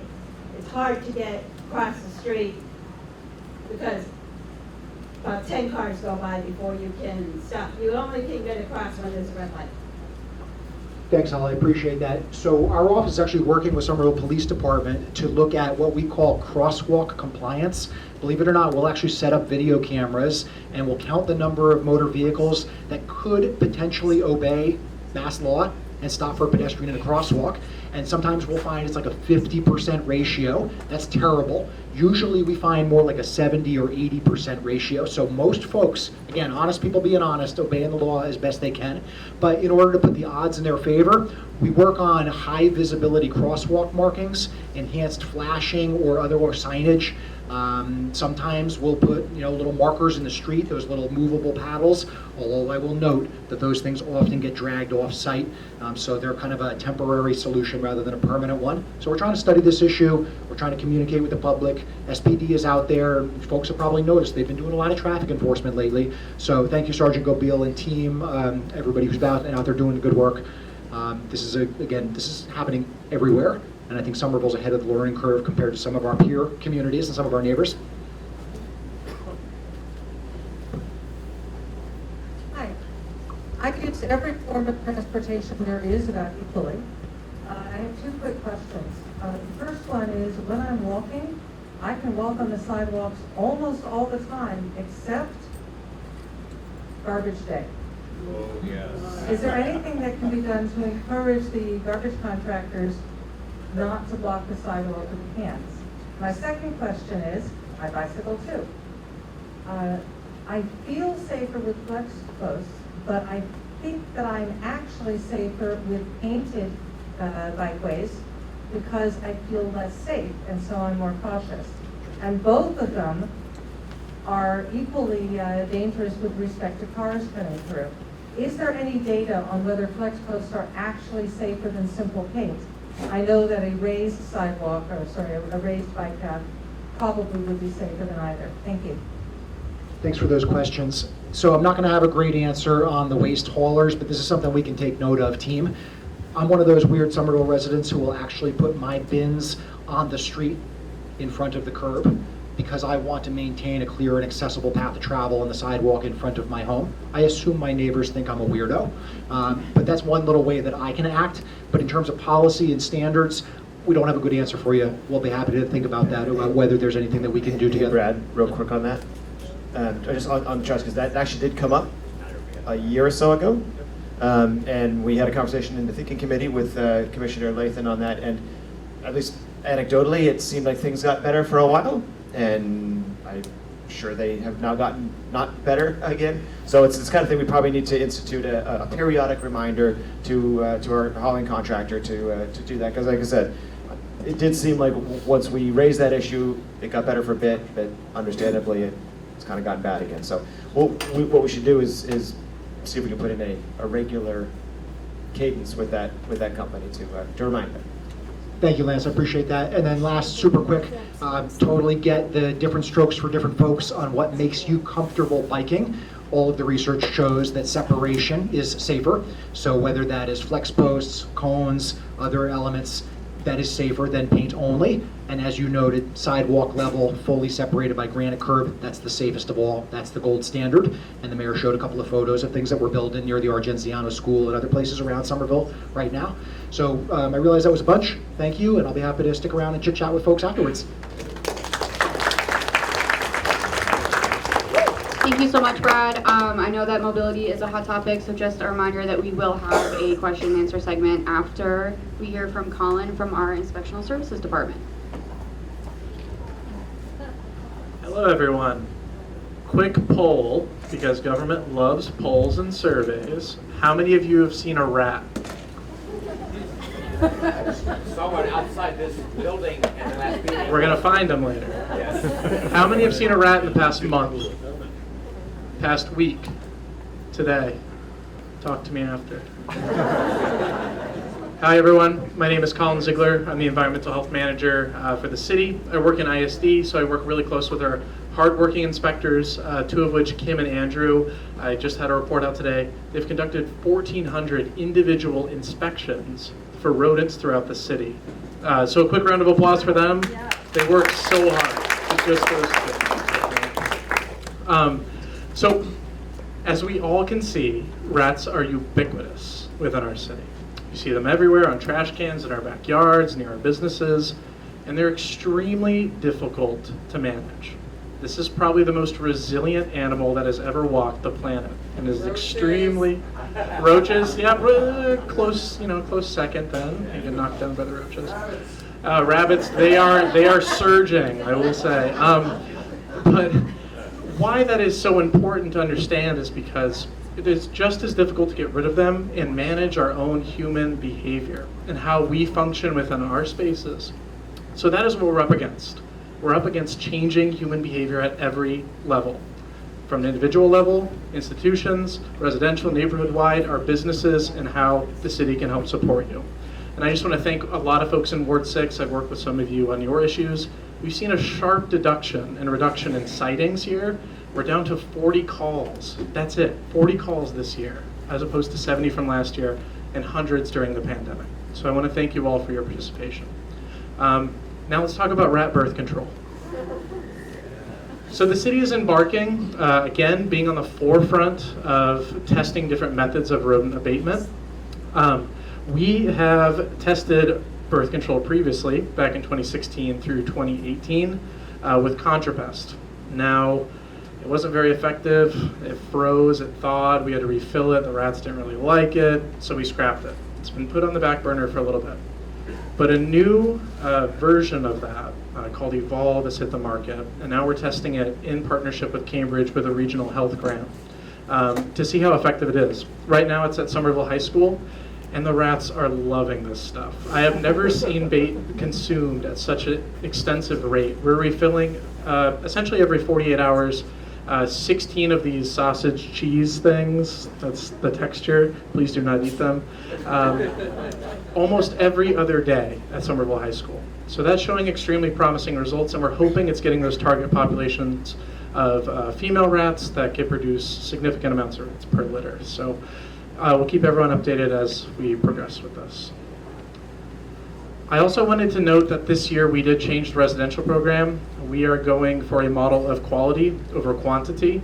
Previous years we'd serviced 600 houses, which is great, and I'm glad we got out and did that. But we were only producing about 3 weeks of service and then picking up the boxes and going home. You'd have to fill out your permission slip again, and it was this arduous process of doing this over and over again. So we made those changes. We heard back from the community, from our staff. You now get 2 months. We're using a less potent well, it's still just as potent depending on the dosage that they consume, but less dangerous and poses less of a risk of secondary poisoning of our hawks and owls and other predators. It's a vitamin D-based TRAD block. It's not an SGAR, so a second-generation anticoagulant rodenticide. It's much safer, much easier to manage if there is secondary poisoning. Additionally, we do offer carbon monoxide and dry ice treatments. Our contractor, B&B, actually has their own Burrow RX machine. So they're able to go out and treat burrows directly rather than indirectly with snap traps and bait boxes. The program's great. We've served over 250 homes already. We have a few more, so I appreciate a little bit of patience. We have 2 inspectors managing this program, and there's a bit of a wait. So we're looking at early December at the earliest if you sign up today, being pushed into January if you sign up into November. So one last thing. Fall is the best time you can prepare for rats. Assess your property for food, water, and shelter access, landscape, clear junk, talk to your neighbors, please. I know it's hard to get a hold of everyone, but you cannot solve this problem on your own. You have to talk to each other. You have to work in concert together, and we're more than happy to facilitate those conversations. If you have questions, more than happy to answer them afterwards. But thank you for your time. Really appreciate it.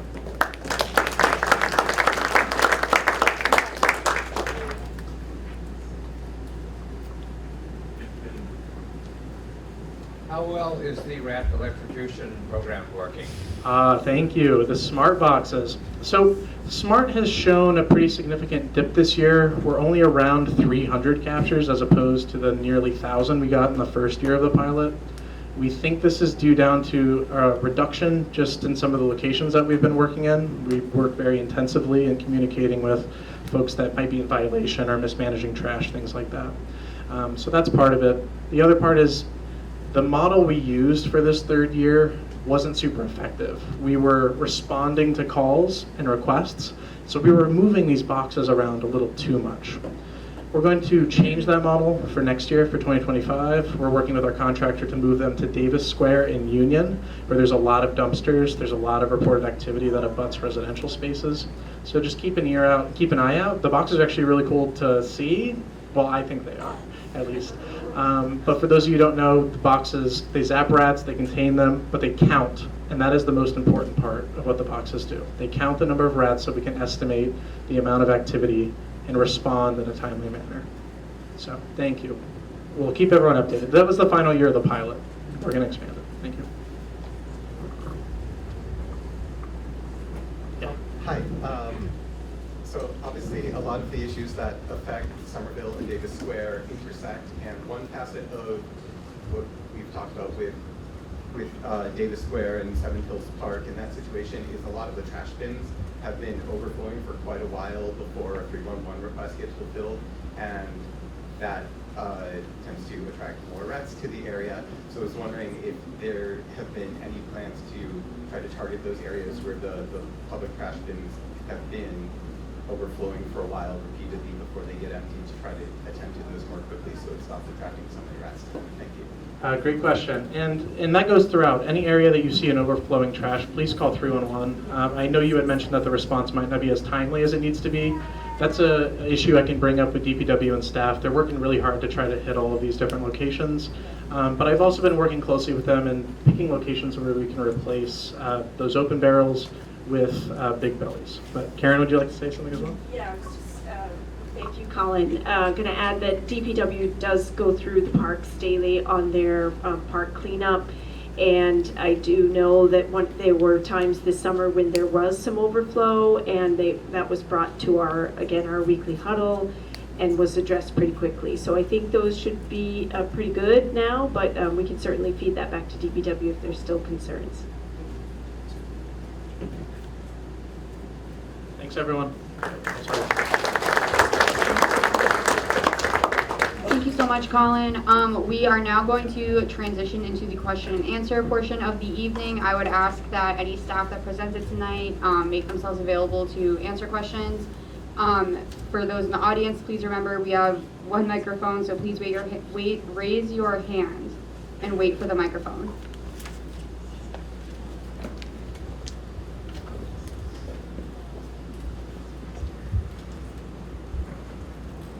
have an update on the state development, which is that strip where McKinnon's is, that seems to have all those empty storefronts? I'm glad to see that the old Rite Aid has a gymnasium going into it. Is there anything the city can do to stimulate the developer, incentivize them to move along? So, we had two. We had 2 lab buildings scheduled for Davis Square. Asana, which is, where the post office, and Oath Pizza over to the Starbucks building, and then Scape over near the Burren. No new permits for life science have been pulled in the 2 years, I think, now. So the economic forecast is conservative. Currently, just to sort of set the stage, in Somerville, we've had 10 new life science buildings that are in some form of permitting and construction. 3 are tenanted, 7 are not tenanted. And the property owners will be looking to tenant them. Anything else has been put on hold. For example, across from Twin City Plaza on McGrath, the foundation was started in that project, but it paused. The economic outlook has been conservative and just on that. So Davis Square is no different. They paused their project too, but last week, was it last week? Last week there was a community meeting hosted by the owner of that property to talk about, based on this economic forecast, where the region is in, they are looking to put housing in there. Was that what was presented, or do you want to talk more detail about it? Yeah, thanks, Mayor. They had a meeting last week. We had I happened to attend before the Ward 2 meeting. Can you hear that? Better. Oh, thank you. Oh, you really have to eat this thing, don't you? Yes. We had a group of about 12 people show up. The owners were there and their whole team, around 10 to 12 members of the community. Councilor Davis was there. I was there for about half the meeting. And we had a discussion about the realities of developing in this market. And developing labs are very difficult. They've got a fully permitted lab building that they cannot build because they can't find any tenants. It's going to be very difficult to do that, they said, in the next 3 to 5 years. And so they wanted to open up that conversation again with the community to say, what do you guys want to see? All the folks in that room were very interested about the possibility of thinking about housing on that site. So that's the feedback that they received, at least up until I left. They're going to have a follow-up meeting. They're trying to schedule it for sometime next week. I think next Wednesday. They're still trying to find a space for that meeting. They hope to have, what they said, is a series of community meetings to talk about this. They have no specific proposals in mind right now, but they are a housing developer, so I know they're very interested in thinking about housing. Tom, can I add a couple little points to that? I love you keep looking over there. So this is a meeting that was pulled together by the developer who's working with the owner kind of last minute, right? This is why it wasn't very well publicized. And I guess we don't still know. They had mentioned next Tuesday to me, so it sounds like maybe Wednesday. I still don't have any details on that. We'll get the word out as good as we can when we find out if and when. But this is going to be a series of meetings, as Tom said. They really just are in listening mode, as they explained it to us. But to your specific question in terms of what's being done to incentivize, so that I've had a whole bunch of conversations with Tom and his team, as have my colleagues, and we're working on various zoning changes that might help projects like a housing development in that space go forward. First of all, it's zoned for commercial right now because we as a community decided that was the best way to go 5, 6, 7 years ago. Now that's probably not right. So we're looking at changes, at going through the public process of reconsidering how some of those lots are zoned to allow housing. Also looking at a citywide, call it citywide upzoning, or just re-looking at zoning around the transit nodes to allow maybe greater building heights, more density. I don't know a lot of details on that, so I don't want to, but we've talked about this in the city council meetings though, so I'm not saying anything that isn't public already. But I know Tom's team is working on that. We're hoping to see that soon as well. That was all brought up at the meeting as well. I think my impression is that those are things that they would like to see happen so that they can then go forward with a project. But the key point that they mentioned was that the Scape, that UK company, they're no longer in the picture. The local fellow bought them out last year, I think he said.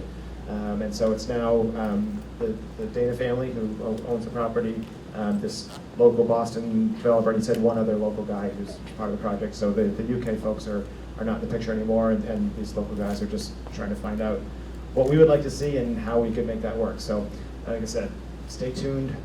We'll figure out every way we can to get information out when we have it for future meetings. But again, it's obviously there will be a formal process if and when any project changes or there's and all the zoning will have the formal public process. But for now, it's sort of an extraordinary situation. They just said we want to hear what people want there first. So that's kind of where they are.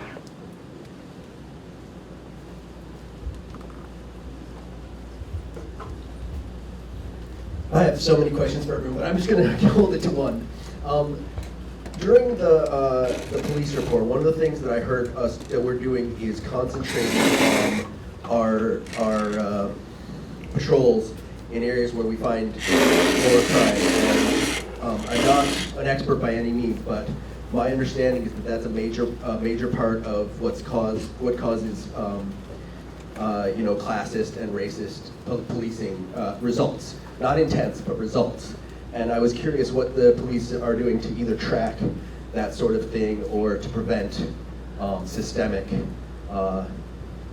disparities in policing in different neighborhoods. So that's a very good question. Well, first of all, we can't ignore the data. So if the data tells us there's an area that has a significant amount of crime, we have to address it, obviously. Well, we're not going to do a crime data. So, but we do training. We're constantly doing training within the police department. We have bias-based training, unconscious bias training. Every year, part of the police department's training is mandated by the state is at least 8 hours of training based on information like that about policing methods, bias-based policing, and such.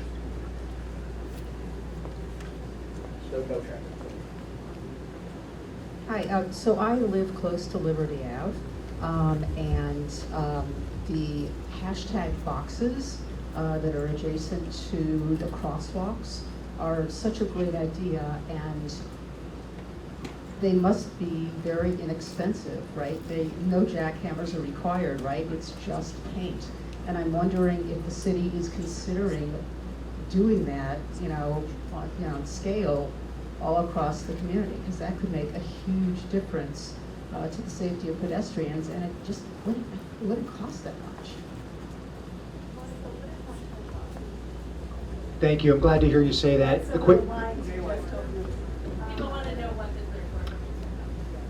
Thank you for clarifying. So the question was about those zebra stripes that we showed in a photo earlier at the corner of Liberty and Broadway. And you see that in many locations around the city. So the question was, are we bringing that program to scale because it seems like a really quick and easy way to improve safety? The short answer is yes. And there's two things that the city's doing to do it. First, we are picking the biggest cross-town corridors where most of the traffic, where the highest speeds, the biggest percentage of trucks and pedestrian activity occurs. So again, that's Broadway, that's Somerville Avenue, Washington Street, you get the picture.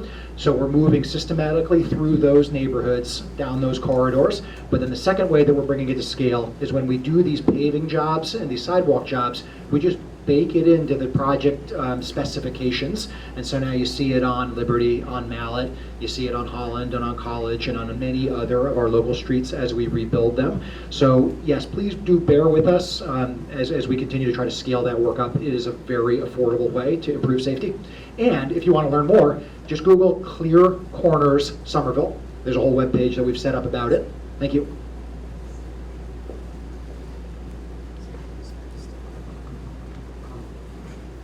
Regarding some of the street construction projects, I do appreciate the newsletters and the Twitter updates, but it is sometimes frustrating when, for instance, College Avenue and Holland Street projects near Davis, as well as changes in Davis Square, the main intersection, have been progress on and off for a couple years now.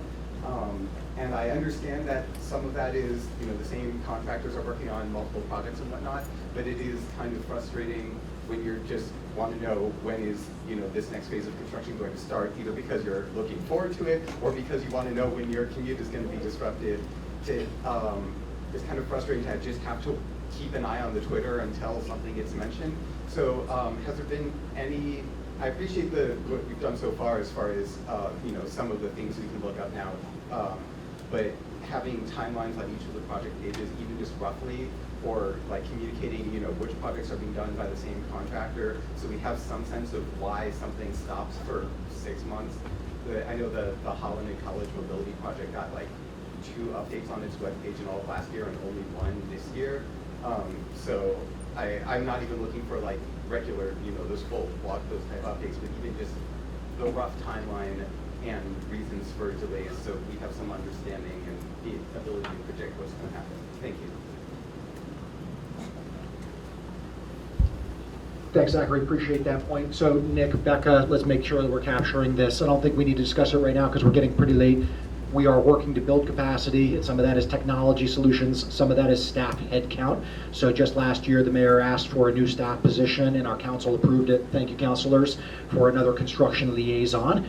Honestly, boots on the ground makes a huge difference in terms of holding contractors accountable. The second thing I'll quickly note is that each year, the contracts that we issue are more surgical in terms of what we require from contractors in terms of performance. So for example, if somebody hasn't started ripping up sidewalks by November 1st, then we can contractually bind them and say, you're going to have penalties or you're not going to be able to start that work. And I think the same thing can occur in terms of the sequences. Are you going to do this sidewalk and then that paving within a given amount of time? So I realize that's not as specific as you're asking right now, but please know we got a whole team of people working on these issues to try to get through this incredible construction cycle. Thanks. Hi. I'm here because I wanted to voice my concerns about all the new bike infrastructure that's being put in. So I feel that city has created a safety issue by increasing the space allocated for biking, but is not regulated it in the same way that car traffic is being regulated. And it has simultaneously made our car traffic more challenging and walking and biking more dangerous. So, things like the on-road bike infrastructure that we've seen, I think is unsafe for bikers. I've biked it and I felt very concerned. We know that Cambridge has had 3 bikers die within the last 5 months. And Cambridge has put a moratorium down on their bike infrastructure while they reassess safety. I also see that the bike laws aren't being enforced. Bikers aren't held accountable for their behavior, so they have no reason to follow the rules. Most bikers use the pedestrian bike through the pedestrian crosswalks, and they ignore the new bike traffic lights instead of following the traffic laws and waiting for the green light. And if these behaviors continue, pedestrians like myself are going to get hurt. I also see that on the Somerville Community and Green Line Extensions path, they're not being patrolled. I have heard that we don't have enough police officers, and that is a problem. But most bikes move at very high speeds down these paths. They don't announce passing at all, and they pass pedestrians, including myself, on regular occasion with very close proximity. And these behaviors are made for an extremely unsafe environment for pedestrians and children that are using these paths. And it's especially true for these e-bikes and mopeds, which I see almost every day when I go out and use the paths. And those things are heavy, and they are regularly traveling up to 30 miles per hour on our paths. And the last thing, I think, when we're accommodating all these bike lanes, for example, on Summer and Washington streets, is it's making it really difficult to drive around Somerville. And this has a negative impact on anybody that needs to use a car, including, myself. I'm a parent of 3. My children participate in a lot of Somerville activities. I have to drive them around Somerville to get them there on time, especially when I'm working. So I just wanted to state that. I wanted to ask the question, is this bike infrastructure being reconsidered? because I think the problem is just going to get worse, and I don't want to see anybody get killed because of it. Thanks.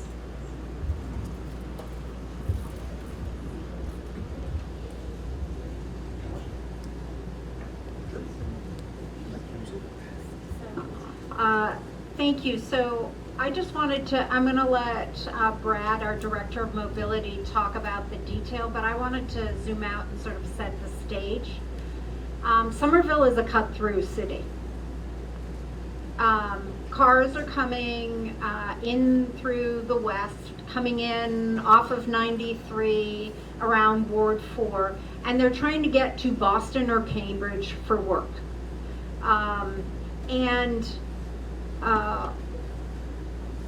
There's a few things as we were talking about infrastructure. Two is, what are we aspiring for? We're aspiring to make our streets safe for all users. That the priority is not given to people who are cutting through, but that the people who are moving around here. But the reality is there are cars cutting through our community. I live up in the Teal Square area. There was a time during rush hour 30 years ago that cars were backed up 5 cars just past Clarendon towards Arlington because they were coming in through Arlington and Route 2. Now it's backed up over Route 16. So we asked the question, how do we make sure that everybody who needs to move to their jobs gets through the city safely as possible? And instead of like, if you're in a bus, you can fit, say, 40 people instead of 40 cars queuing up and taking longer to get through the city. So part of the issue is the jobs that over the last 15 years have been created in Boston. People are trying to get to the seaport, or they're trying to get to Cundall. If anybody's lived here for 20 years, you've seen how those areas have built up and grown up. So everybody's trying to get into Boston and Cambridge. And I think the numbers are something like 85% even of Somerville residents are still trying to get into, because that's where they work, in Boston or Cambridge.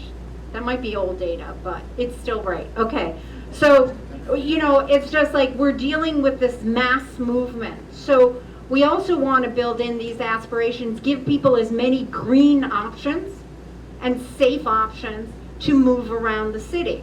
And that is to be able to move around as a pedestrian, safely, to move around as on a bike, to be in a dedicated bus lane so you can get fast, get to your T-stop to get where you want to go.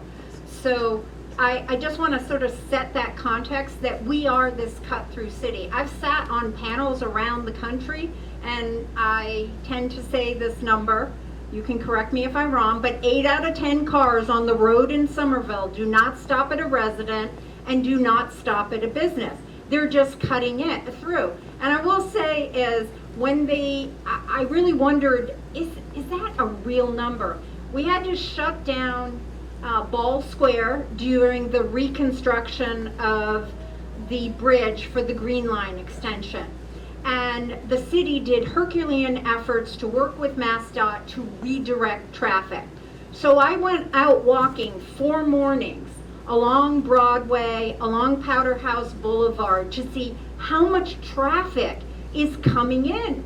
And I happened to be, because I used to be the Ward 7 counselor, I was walking around with my predecessor, the former mayor, and I said, oh my God, this number is real. You know, there was no traffic so much, was not coming in. I was just like, okay, so that 8 out of 10 cars is really a number. So I'm just sharing back just sort of the context. We have a lot of traffic that cuts through. We need to try to give people more ways to move around the city safely, and that is the big picture intention. And Brad can answer more details on that. Yeah, thanks, Mayor. I also just want to validate something that I heard you say, which is behavior matters. Every day, every single one of us, no matter how we get around, gets to make a choice. Are we going to put ourselves in the other person's shoes or not? We get to make that choice behind the wheel, and we get to make that choice if we're riding a bike. I have been a bike and bus user in this city for, like I said, almost 2 decades. But I also am a parent, and my kiddo plays soccer over in East Somerville. I know the struggle. It takes me a long time to get across town. But no matter how I'm getting around, the thing that really bothers me is when folks just exhibit a lack of awareness and a lack of human empathy, whether they're on a bike or whether they're behind the wheel.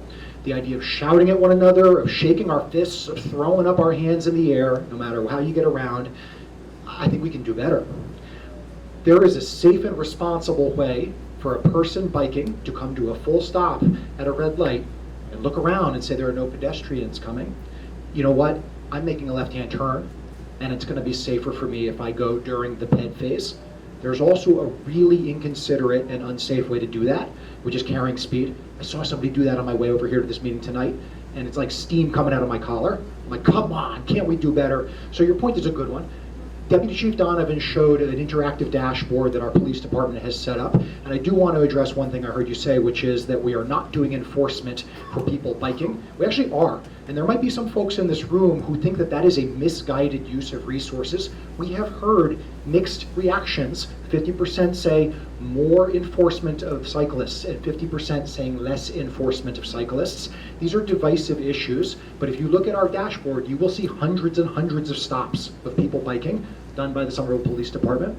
So again, we're trying to educate, we're trying to have consequences, but we're also just asking for civility from all of us. Folks, I just want to flag, we are coming up on 8:40. We can take one more question, and then I think we're going to have to wind down for the evening.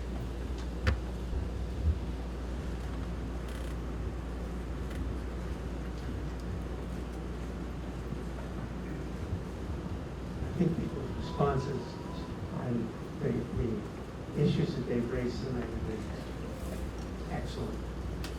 But I want to recognize how fantastic city government we have in this community. It's stunningly good, and I want it recognized and appreciated. You folks do an amazing job. Nothing is perfect. There are needs, there are problems, but you are listening, you are concerned, you are trying to be honest and transparent. You've got short-term and long-term goals, and you've got tremendous people working to bring about great things in this community, and I want it recognized. Thank you for that. Thank you, staff.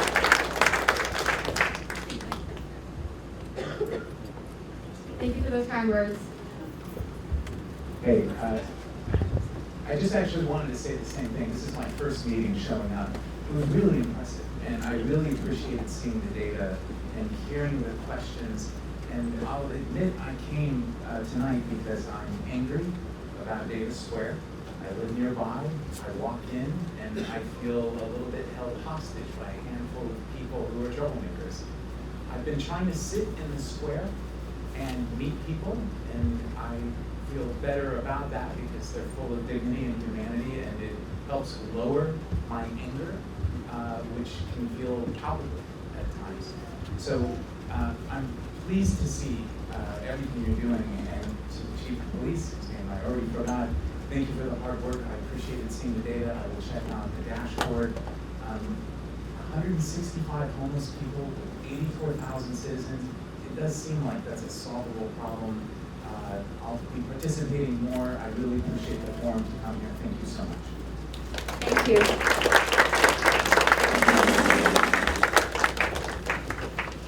And with that, we have reached the end of our City Hall community meeting. If you have questions that you did not get to ask tonight, please send them to cm@somervillema.gov. Thank you.